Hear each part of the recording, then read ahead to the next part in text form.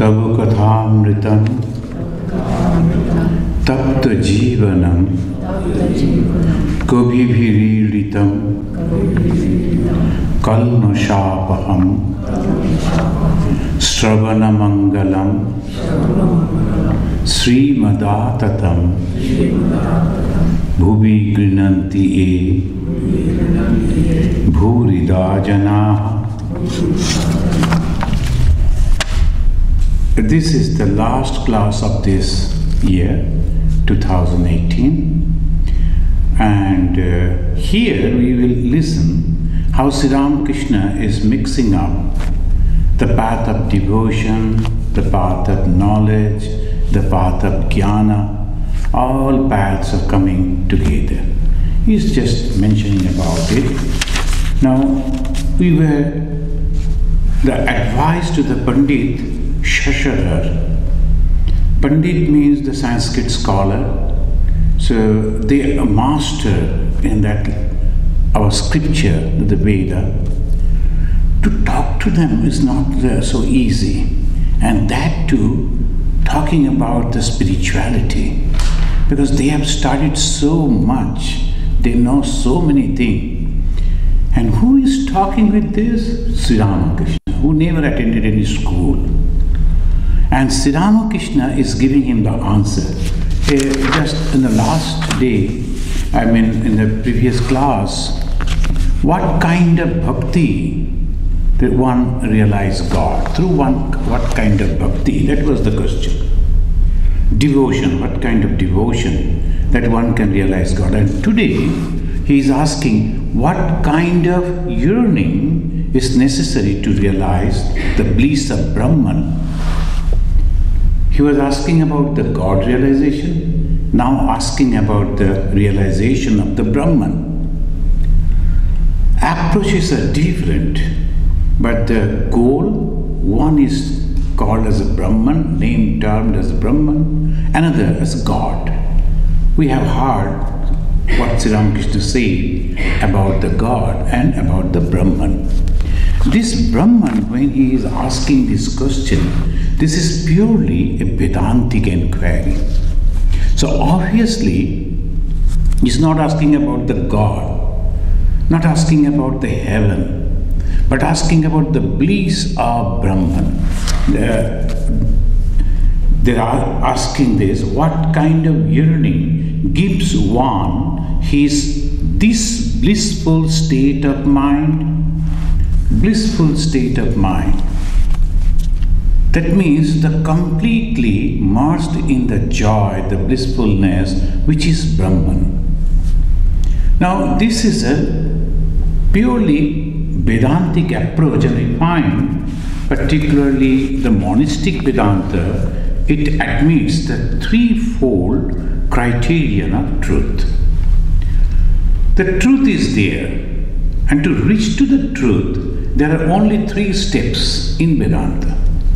What are the first? But you have to explain, you have to understand, you have to get completely free in your mind, in your thoughts, that what you are going to do, what you are going to achieve, what you are going to realize.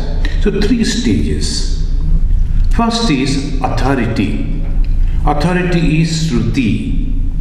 Shruti is the Veda Vakya. And this Veda, the Shruti, the authority, what is this authority? Why should we accept it as authority? Because they are Aptavakyas. What are Aptavakya? The statements of the realized people.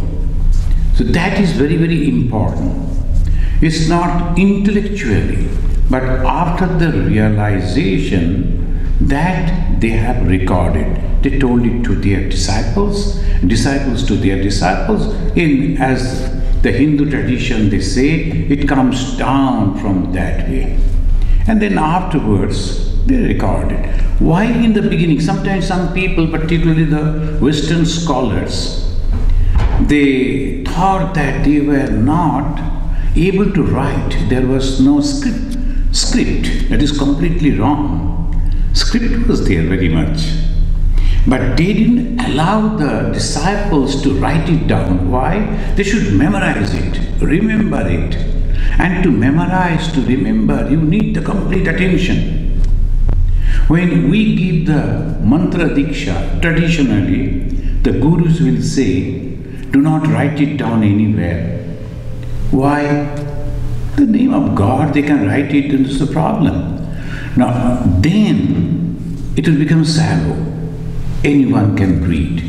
Anyone can just go through that. No, it is mine, God's name, I should remember.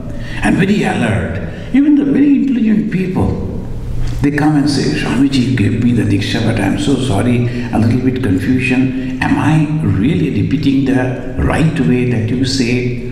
Sometimes, but they are highly educated people. They remember so many things. Why not this particular name? Because the attention is less. So, the Shruti, the teacher used to teach those things to the disciples and selected disciples, you should not forget it. The complete attention, complete memorization. Because the moment I don't understand, don't memorize, when teacher may not repeat it, that's called Shruti. After hearing, I am remembering. Not that there is no script. That is the wrong conception. Very much it was there. Afterwards, the more and more that was spreading out among the other people in the society, all are not eligible to remember that. So for them, slowly they started writing down, and that work, it was done by Veda Vyasa. Veda Vyasa, he sent out his disciples to all places, all over the India, and he told, collect all these informations, the knowledges, whatever the gurus have said to their disciples. Go and become their disciples, learn, and then note it down and bring it. That was a great work that he did. So we got the Veda. And then he segregated the Veda in 4 different ways: Rig, Sam, Yaju, Atharva, that the name, and each Veda is having 4 different chapters, like this. So Vedas, why it is so important? Apta Vakya. Apta means realized. So after the realization, when they say, if you go, you can listen to the Veda or Vedanta, almost so many millions of people, the professors are there. Even the person who has come to meet Sri Ramakrishna, he was a great Vedantin. And now Sri Ramakrishna, he is asking question to Sri Ramakrishna, or the other people over there, they are asking the question to Sri Ramakrishna, and that man is also there, and he is also listening. How to realize God? Through the path of devotion. Now he is asking, what type of yearnings are necessary, efforts are necessary to get that bliss of Brahman. The reach over there, the Vedanta says, you have to have the 3 things. Authority. Authority means Shruti. You have to depend on that, believe on that. Second come logic. The Shruti, then Yukti. Shruti means listening or the Veda, and Yukti. Yukti means logic. It is reason, vichara. Otherwise, how you will reach over there? The monistic Vedanta, there is no devotion, there is no God, there is no other way like we are practicing over here, the ritual, the emotion, and early morning we get up and then bathe, then we prepare food for God. Nothing is there. Only one thing is left for the practice to understand. Vichara, vichara, vichara. Atha vichara kartavya. They say, now you have to go on reasoning. What is the reason? What is truth and what is untruth? What is permanent? What are the things impermanent? So that way constantly you have to go on. That is the only way. So vichara is the second. But vichara cannot take you to the ultimate. You go on arguing, you will find that if you read the Brahma Sutra, there's so many varieties of schools. Schools means the ideas. They are coming and then putting forward. No, why you are telling like this, but it cannot be like this. How it is you are going to conclude? This way, that way, all constant, thousands of years. The scholars, they were debating. So, vichara. And where you will reach then? So, final step is realization, self-realization, Atma Anubhuti. Atma Anubhuti, unless and until realize the truth, you will never be able to understand truly what is God or what is Brahman. You are just going on arguing. Somebody was telling the God is just like white, like the snow. He's the Shiva. Someone told, no, he's black. He's dark hue. Because we do not understand God, so it must be dark. And someone told, okay, made it in between. So all the imagining. So Hindu gods and goddesses having so many varieties of color. Why? Imagination. But if you go to that particular devotee and say, why this God is having this type of color? Hey, don't talk like this. Why you are talking like this? This God is like this only. But who first saw that God is in that color? So there is no bichara.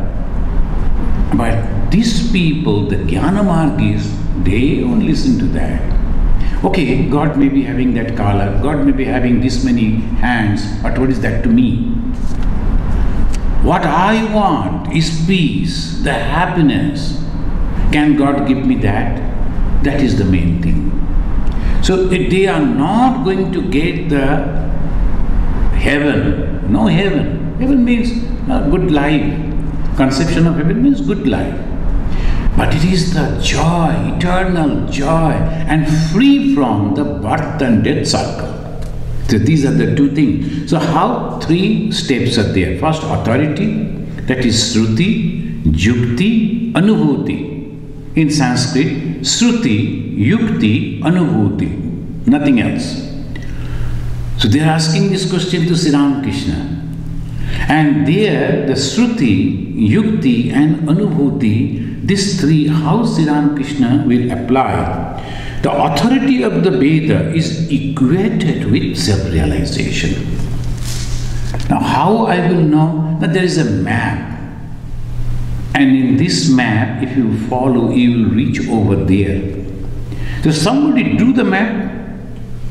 So he went all that way and then he done that work, and that has been printed, it has come down to us. Nowadays it is so easy, through satellite it is coming straight to me, and then we are just following that.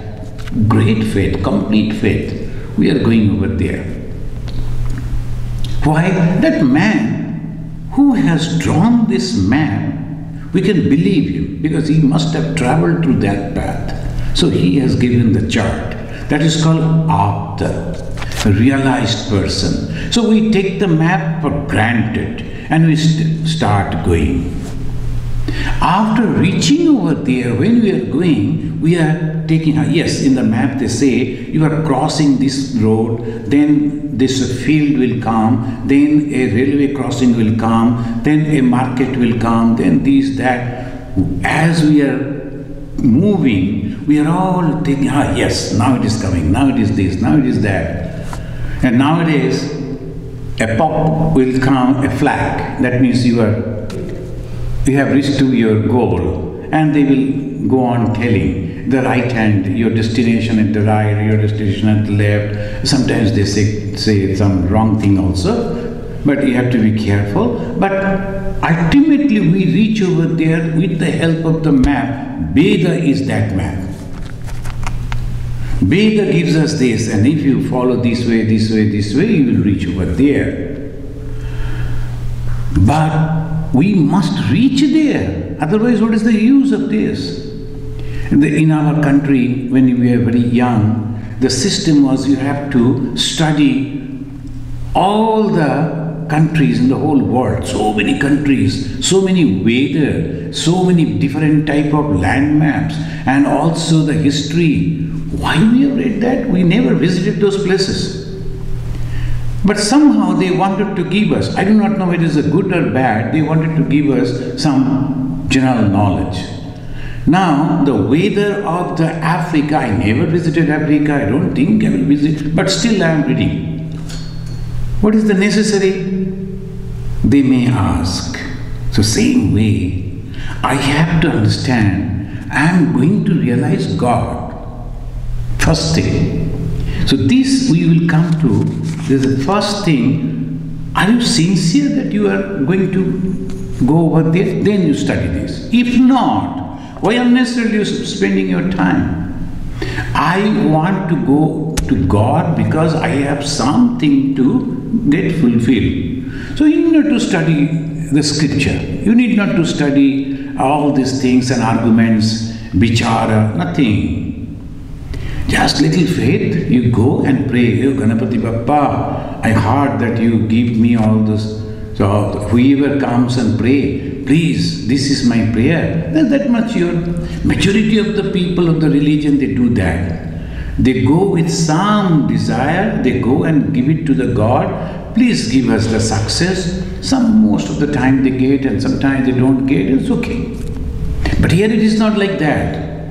I am sincere that I like to reach to Brahman. And what is that Brahman? Blissfulness. I know that. That means I have studied the Veda and I have come to know from the Veda that it is blissful. And that bliss, that joy, that happiness is not coming from anything outside. It is not depending on anything outside. So then they go, vichara, how to reach over there? Guidelines are there. And finally, anubhuti. I realized that. And then I say, yes, these are all true, this is correct. And that's why Swami Vivekananda said, religion is realization. Unless and until you realize, you are nowhere. And again it says, what are the practices in the Vedanta? You have to have the Sravana, Manana and Nididhyasana. You see, three. Sravana means hearing from your Guru. Manana, pondering over there, going on discriminating those words. Guru said this, is it true? Can I reach over there? Sravana, Manana, Nididhyasana, meditating on that. What is the meditation? That means you have understood that and you are merging into that truth. The Sravana, Manana, Nididhyasana, Shruti, Yukti, Anubhuti. So this is the Vedanta ultimate core, it goes. And Sri Ramakrishna, this is Yukti. The logic, the reasoning cannot take you anywhere. You will be confused. And he is giving a beautiful story. And in the Gospel of Sri Ramakrishna, that three thieves were there, dacoits. They got hold of one person and they robbed him off. Then that dacoit told, see, it is better to kill this man. Otherwise he may go and complain against us. Kill him. Second man told, why to kill unnecessarily? Bind it over here. It's a jungle. So the animals are there, they will come and they will kill him. So let us be free from that sin. So bind him. And the third one, he secretly came and opened him from that. And they told, come, I will show you your village. From distance he was showing, see those lights, that is your village, go. Then this man told, you are so kind, so good, you are helping me so much, why don't you come along with me? You see, I am also a dacoit. I cannot go over there. So naturally the police will arrest me. I can show you up to that. What is that? Satta, Raja and Tama. Tama wanted to kill. Raja told, okay, just bind him and leave him over here. And then Satta came, released him, and showed up to that and said, that much. But finally you have to reach to the goal. No one can help you. So that is, it's called the realization. The final step is the realization. And to reach to the goal, the blissfulness, how to strive, that is the question. And Sri Ramakrishna, we'll read from the Gospel page 497. He is telling, one feels restless for God when one's soul longs for His vision. Restless, that is the word.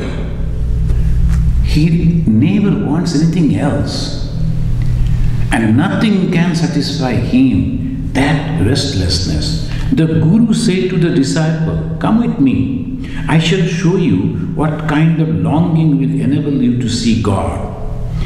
Saying this, he took the disciple to a pond and pressed his head under the water. After a few moments, he released the disciple and asked, how did you feel? The disciple answered, oh, I felt as if I were dying. That is the understanding. So as if I am dying without God. So what type of yearning is necessary? Effort is necessary, as if I am dying without that. So that is the answer. Then the Sri Ramakrishna is telling, to love God is the essence of the whole thing. He asked about Brahman, he asked about blissfulness, and Sri Ramakrishna using the word God. To love God is the essence of the whole thing. When you go to the temple, the priest will always ask us to hold the thing in this way, then bow down in this way, in all religion. So if you go to the churches, they have the system. Go to the mosque and they have the system. In the Hindu temples, they also are having the different type of systems. You must do this way and this way and this way.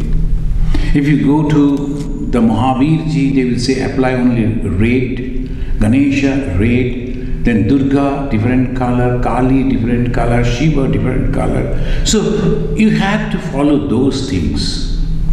So here, Sri Ramakrishna is telling this is all external.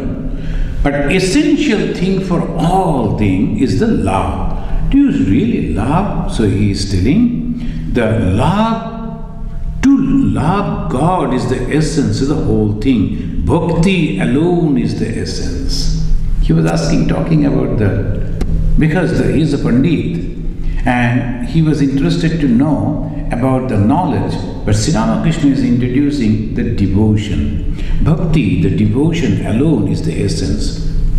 Narada said to Rama, may I always have pure love for your lotus feet, and may I not be deluded by your world-bewitching Maya. Rama said to him, ask for something more, other boon?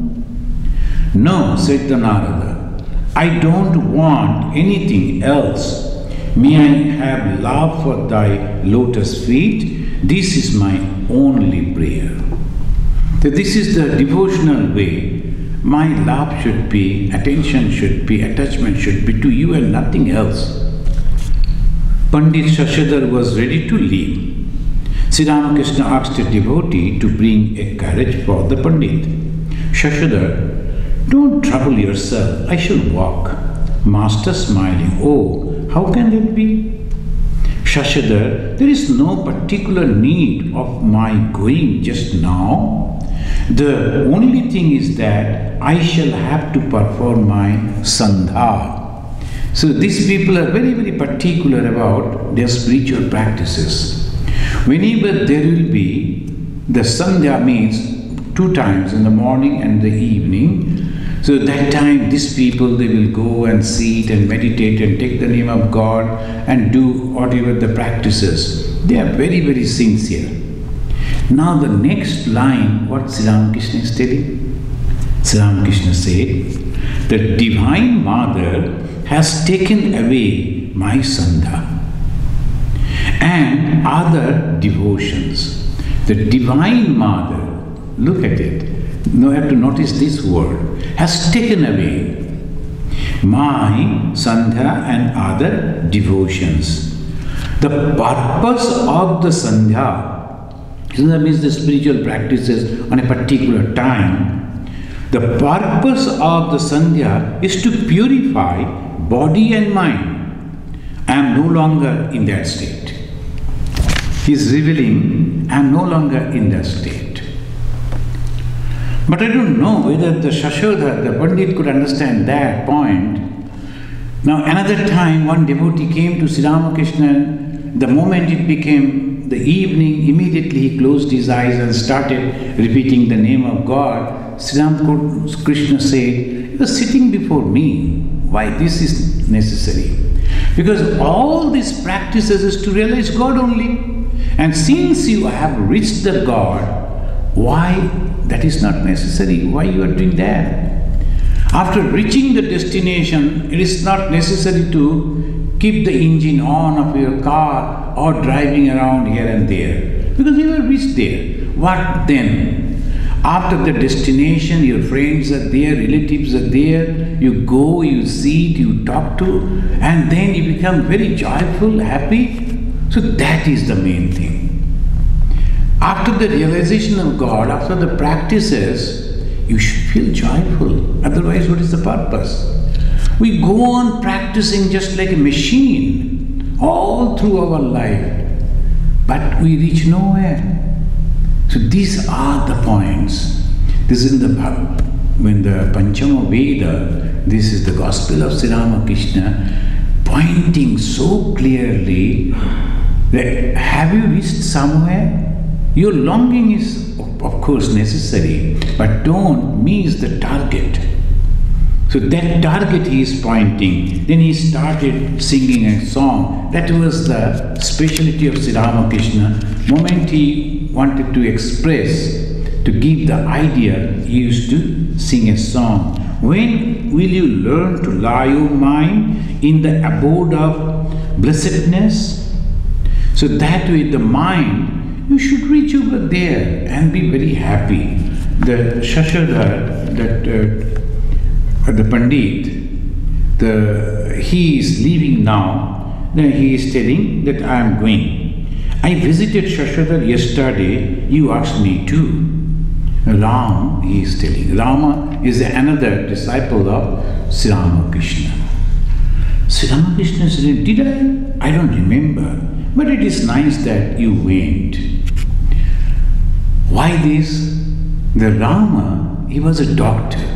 And he had that notion that he is intelligent and he can go and argue with people, he can convince people, he can convert them in the ideology of Sri Ramakrishna. That was his. Sri Ramakrishna, that's why immediately said, oh, you visited that? He said, I visited this particular person, the Shashodha, because you told me. Sri Ramakrishna said, did I? I don't remember. That means there was confusion. Otherwise, Sri Ramakrishna never forgot anything. Otherwise, he would have asked what happened over there after the visit, what was the conversation. So this time, he never asked Rama, but Rama thought that we should go and talk to him and convince him. So this is the one type of devotee. So we find the picture, one, he is a highly scholar, Pandit, but at the same time, the less in him is the urge for understanding the ultimate. The ultimate is the blessedness. All the other practices that we do, reading the scripture or following the rituals, for what? For the happiness. So that is the ultimate. Second group of disciples, another group of devotees, they think that they have understood and they want to go and convey that with others. The master is not happy at all. You have not got that authority to do. So Sri Ramakrishna, all through we have found, he was not at all happy. But he liked Rama. But this type of behavior he never liked. But he is asking Master Mahashaya, Sri Mom, go and tell this, talk to him. And not only that, he's praying to the Divine Mother. Mother, give him some spiritual power, divine power, so that he can convince people. Convincing people is not ordinary thing. You have to have the truth. Then only you can share that with others. So this is what he is telling.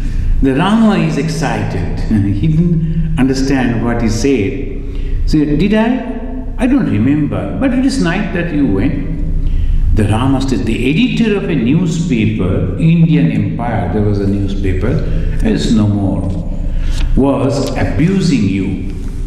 The master didn't pay any attention to that. See, sometimes some people, they will come and tell this way. A religious person should avoid those. This is the training we get. So when we are reading our Gospel of Sri Ramakrishna, the different lines are there. And we read that, sometimes it is interesting, sometimes we just ignore. Because these are all normal behavior that has been recorded over here. But this is to notice that Sri Ramakrishna heard that someone criticizing him. Sri Ramakrishna was highly respected at that time. The great people used to visit him. So naturally he could ask what he was telling about. We never paid that. Suppose he was, what does it matter? He said, just to say no on the face of the devotee. He was excited. So he was criticizing. But the Rama again, he said, please listen. No, you have to listen to me. What happened there? Then I began to talk to the editor about you. He went to hear more and wouldn't let me go. That means I convinced him, converted him. And he was criticizing you, but I actually transformed his thoughts completely different way. So what do we get from these lines? How we should behave. Not that we should not go and tell about the faith or the belief or the path that we are following. We can, obviously. But we should not have that ego that I am actually communicating the truth to him, he is in ignorance, so I am going to convert him. No, not that way. But debating is very, very essential. That's why Sri Ramakrishna is asking the Narendranath, the young boy, to debate with others. And sometimes asking the Master Mahasaya to talk to the other people, debating. Why? Because our thoughts will get clear. Otherwise, I think in this way and I think that is the perfect, that is wrong. So this is exchange of views is necessary. And in the Bhagavad Gita we find that some places the devotees, when they are discussing about me and they get joy in that, that is also necessary. Sri Ramakrishna here particularly not encouraging Rama because we feel that he was having a sort of ego. That please listen, he is telling to Sri Ramakrishna, please listen what happened afterwards. I talked to him and then he started accepting you. The accepting, the God is accepted because I told that. Think of it. So this is the problem. It was dark.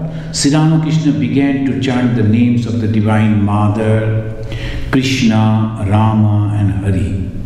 So this is called Samannaya. We never find these in any other lives of the great teachers. If they are following the one particular deity like Rama or Krishna or the Kali or others, they will only chanting name of that and nothing else. Here Sri Ramakrishna is taking the name of the mother, that means Kali, then the Krishna, then the Rama and Hari. Hari means the Vishnu. The devotees sat in silence. The master chanted the names in such sweet tongue that the hearts of the devotees were deeply touched. That day, Balaram's house was like Navadvip. That day, Balaram's house was just like Navadvip. Navadvip means the place where Chaitanya Mahaprabhu, the founder of the Bengal Vaishnavism, he was born.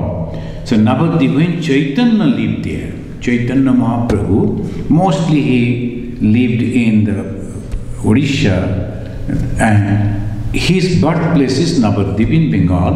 So he is telling as if Chaitanya Mahaprabhu was there and all people were so happy.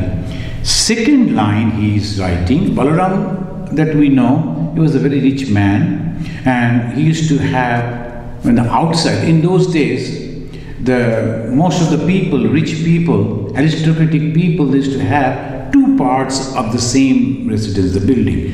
The front portion, the outsiders would come, the male particularly will come, they will talk, they will see, and inside, for the ladies and the other. So naturally, this was in the outside. Still now, it is there, the same thing. They have given that particular building to the Ramakrishna mission. Now it is Balaram Mandir, the name of that particular building, Balaram Mandir. And there, Sri Ramakrishna was sitting on the veranda, Bahire, externally, it is like Navadvip. And in the parlor, in Bhitare, it was like the Vrindavan. In Bengali, original Bengali, it is written Bahire Bhitare, the outwardly and inwardly. While translating, the Swami changed it to the on the veranda, the outside.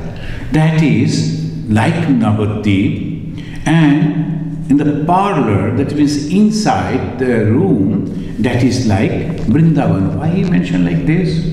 Translation in different way to make the people who have not visited that. So external and internal, both places are full of joy.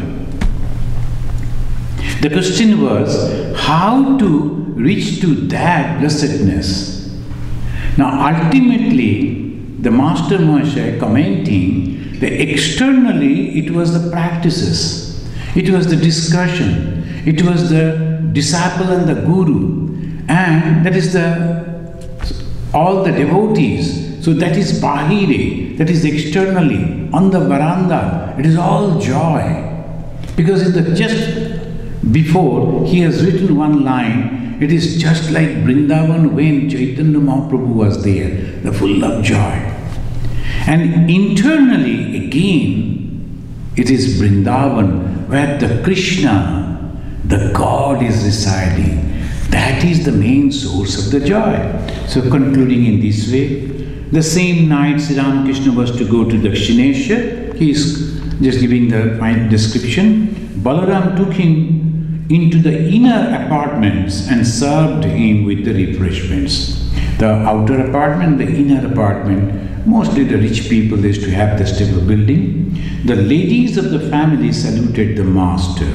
You know, in those days, in our society, the ladies, they were not allowed to come out and the people couldn't meet them to see them. So they were inside, and they still now if you go to visit this particular house, you'll find there are some windows. The ladies used to sit inside, and from that they used to see what Sri Ramakrishna is singing, dancing, talking. They could see, but the other people, they could not notice that ladies are there. So this way the ladies, he went inside, he took the meal, and while he was taking the refreshment, these devotees were singing kirtan in the drawing room, awaiting the master to come back. Presently, Sri Ramakrishna came and joined the singers. The kirtan went on. Behold, my Gora is dancing. Gora means the Chaitanya Mahaprabhu.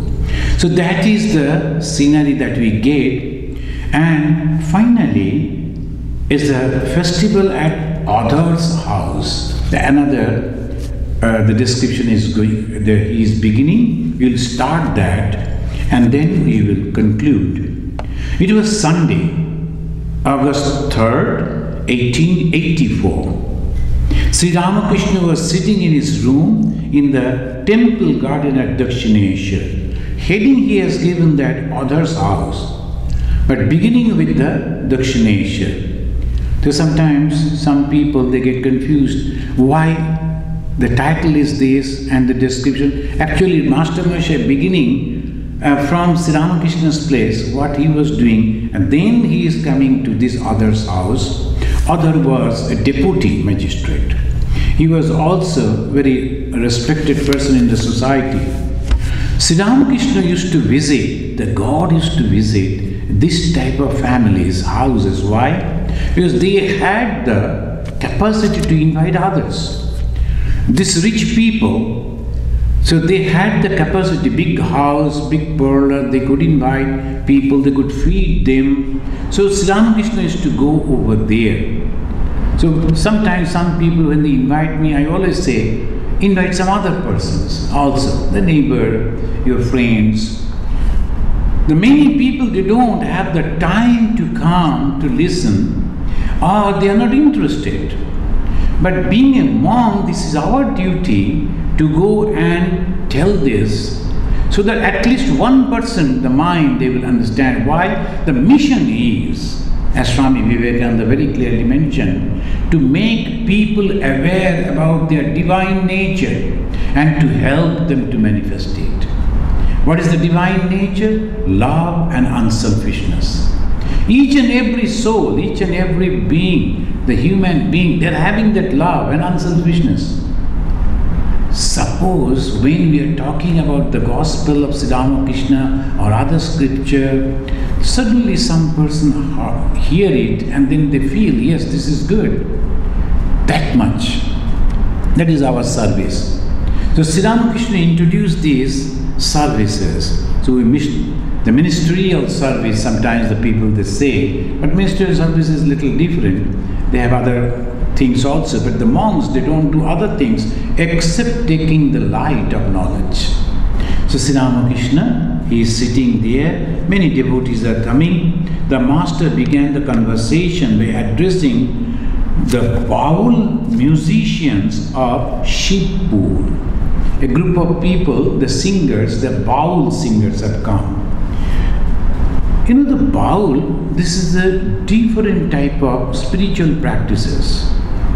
So many varieties, owl, baul, and so many. So these baul are very famous also, because they will be praying to God through songs, and they will compose immediately, and they will sing and they dance also.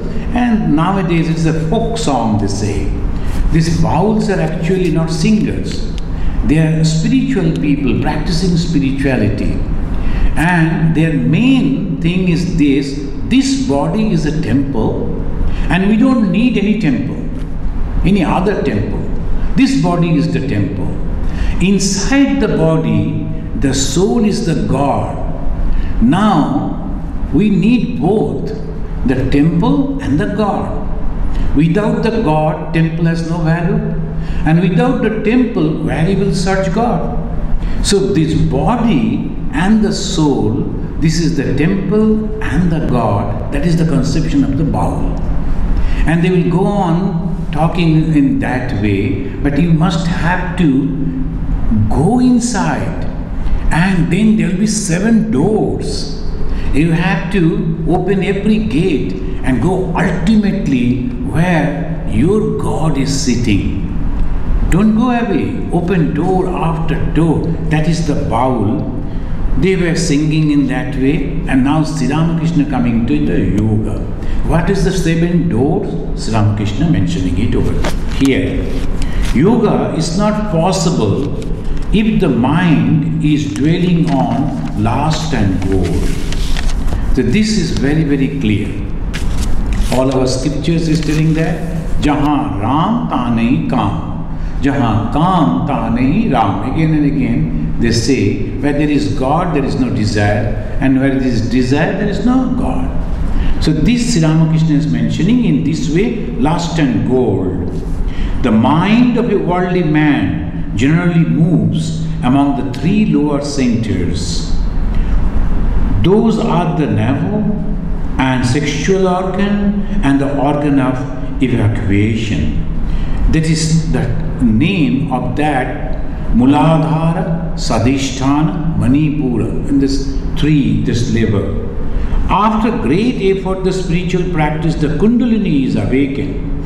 According to the yogis, there are 3 nerves in the spinal column, Ida, Pingala and Sushumna.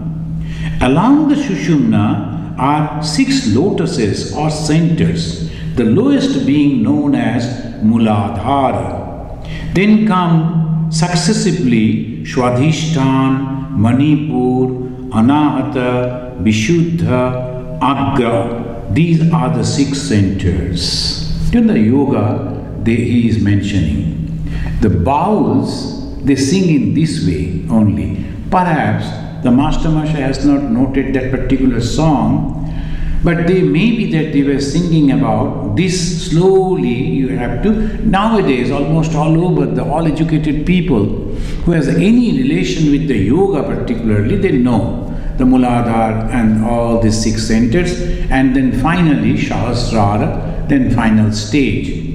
In the meditation they are practicing, Sri Ramakrishna is singing in this way. These 7 stages, if you go to Kashmir and that Shir Bhavani temple, it was 7-storied building. Shir Bhavani temple, now when you go, there's only a well is there, deep well. But it was 7-storied temple. Why 7-storied? This 7, out to Muladhara to Sahasrara. So the people used to go fast to the Muladhara, they go 2nd, 3rd, 4th, up to the 7th-story they should go, and that is the temple was the symbol of the yoga. In the Jnana Margis also, they call 7 Jnana Bhumis.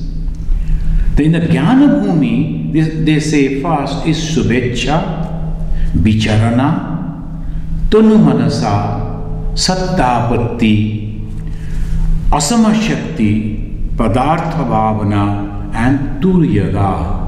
These 7, we will discuss it maybe in the next time again. The auspicious resolve, that is called Shubhecha.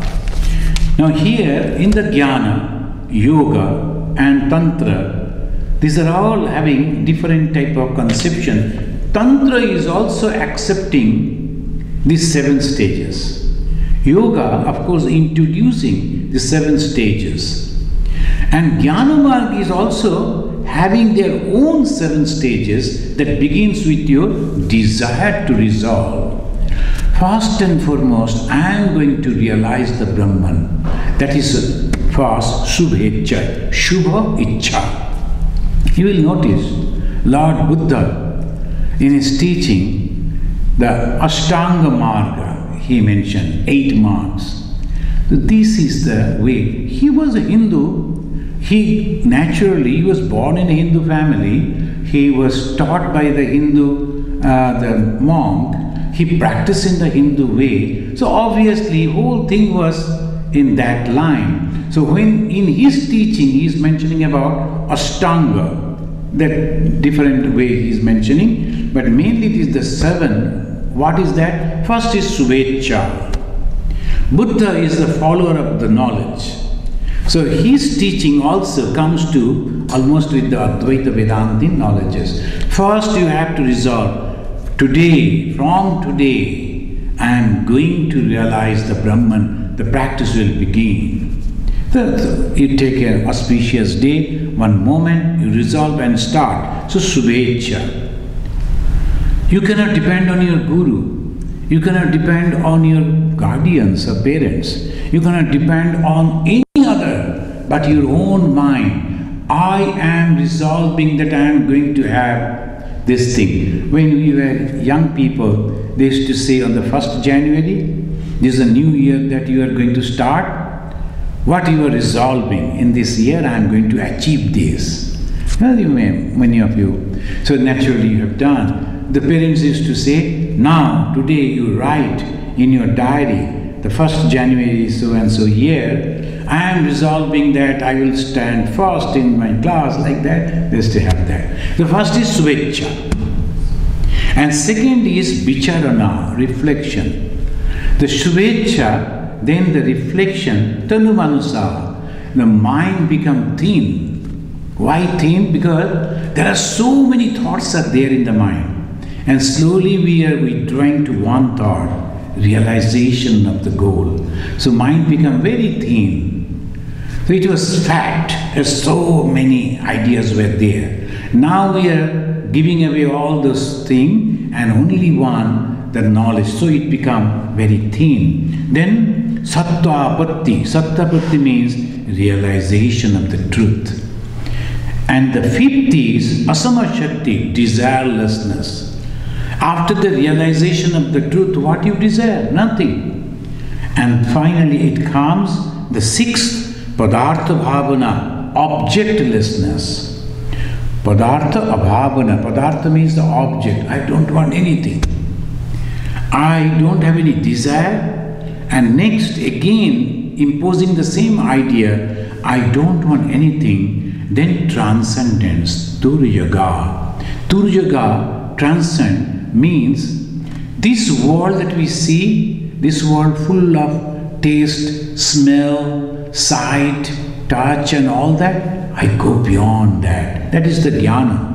And Tantra and Yoga, they say Muladhar, Shadhishthan, Manipur, Anahata, Vishuddha, Agga Chakra and Sahasrara. Sri Ramakrishna is mentioning about it and he is telling the basic is two. You have to give up this world, the desire for this world, and this world means combination of the five. You have to give up that. And you have to put your mind completely on God or the Brahman, which is the blessedness. How? So give up the lust and gold. That is again and again. That was his slogan. Give up the lust and gold. All the desires. Gold means you want the wealth to fulfill your desire. And when there is not that, so no desire. So that way he is clubbed up the two words, lust and gold. He said, give it up. The moment you give it up, where the mind goes, it becomes lean and thin. Because no other desire. The tanu manasa, only one desire, to see God, to see God, to see God. So that is the way we should understand that I have to realize God. Sometimes some people, some devotees, very young, when they ring me and say, yeah, over telephone, I don't want anything, I don't want to marry, I want this and that, I want only to see the God.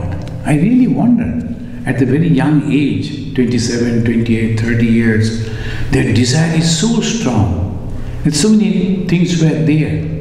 They could get the job, or they could get married, or the father was telling, I will purchase a car.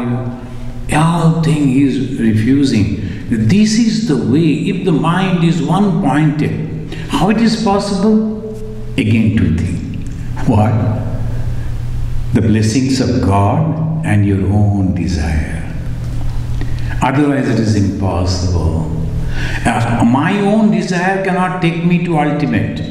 Along with that, the blessings of God is also necessary. But my desire can draw the blessings of God.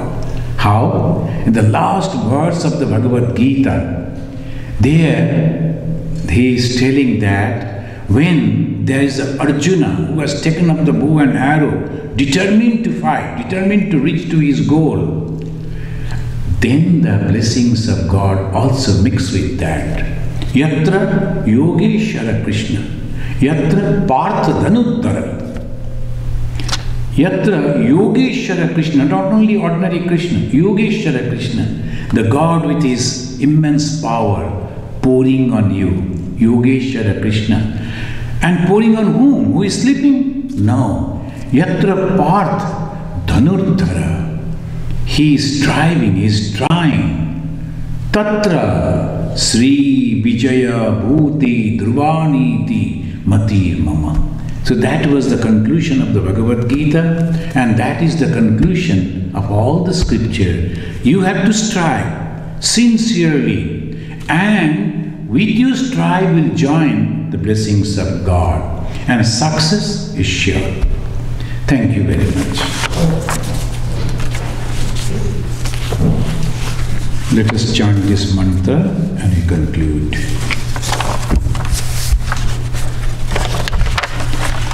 Niranjanam nityam anantarupam bhaktanukampa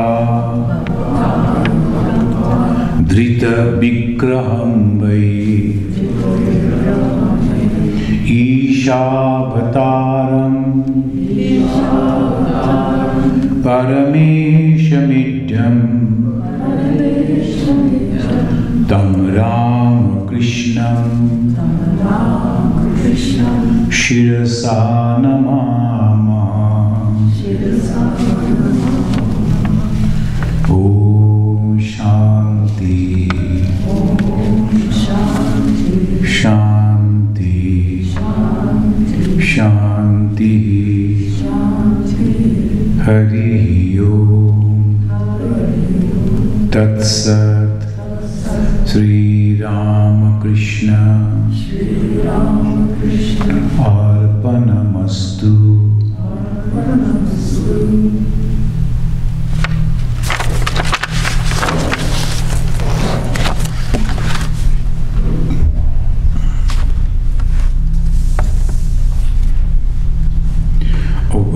This is the last class, and the next Sunday there will be our celebration, Christmas celebration. Instead of the Sunday the discourse, it will be celebration will be there, and some carols and the discussions. And this way that you must have received our flyer by this time. This 23rd, and then next will be the 30th Sunday again. So Mother's Tithi Puja. It will be a big program. Please come on 30th. And after one day, 31st, first will be in the noon time the Kalpataru Utsav. That's a very famous program for the devotees of Sri Ramakrishna. They believe that on that particular day, in a particular moment, the God manifested in His divine nature and blessed all the householder devotees. That is the speciality. That day He didn't bless the monks, only householder devotees. So that was exactly at 3.8 minutes. That was in the 3.8 minutes. We will have that program.